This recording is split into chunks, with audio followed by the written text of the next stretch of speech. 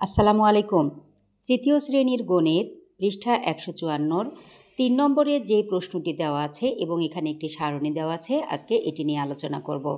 ৩ নম্বরে বলা হয়েছে কিছু শিক্ষার্থীর পছন্দের মাছের চিত্রলেখ নিচে দেওয়া হলো, নিচের প্রশ্নগুলোর উত্তর দিই। এখানে কিছু মাছের নাম দেওয়া আছে, যেমন ইলিশ, চিংড়ি, বোয়াল, রুই এবং এখানে কিছু তারার প্রতীক রয়েছে। যেমন এখানে ডানে লেখা রয়েছে প্রতিটি যে তারা চিহ্নটি রয়েছে এই প্রতীক সমান 4 জন শিক্ষার্থী, অর্থাৎ এখানে এই প্রতীক সমান 4 জন, এটা সমান 4 জন, এটা সমান 4 জন, এটা সমান 4 জন। তাহলে ইলিশ মাছের এখানে যে 4টি তারকা চিহ্ন দেওয়া আছে, তার মানে এই 4টি সমান তাহলে 16 জন শিক্ষার্থী হয়।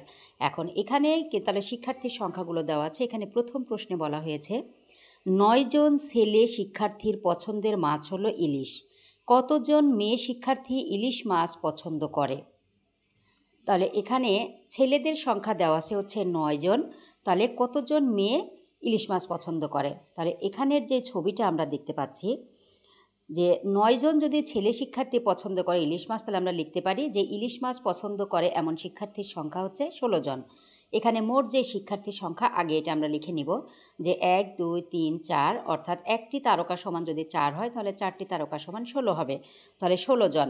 তাহলে এখানে এবার বলছে যে ছেলেরা 9 জন ছেলে শিক্ষার্থীর পছন্দের মাছ হলো ইলিশ মাছ, তাহলে আমরা লিখব ছেলেরা ইলিশ মাছ পছন্দ করে 9 জন, সুতরাং মেয়েরা পছন্দ করে, মোট শিক্ষার্থী দেওয়া আছে 16 জন, 16-র মাঝে আমরা 16 বিয়োগ এখানে আমরা 9 বিয়োগ করে দিলে 7 জন থাকে।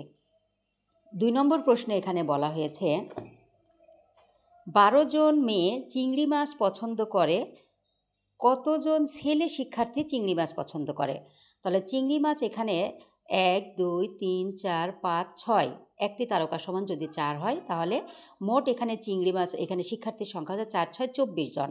এখন 24 জন ছেলে মেয়ের মধ্যে এখানে 12 জন মেয়ে চিংড়ি মাছ পছন্দ করে, তাহলে আমরা প্রথমে লিখব চিংড়ি মাছ পছন্দ করে এমন শিক্ষার্থীর সংখ্যা হচ্ছে 24 জন, মেয়েরা পছন্দ করে হচ্ছে 12 জন।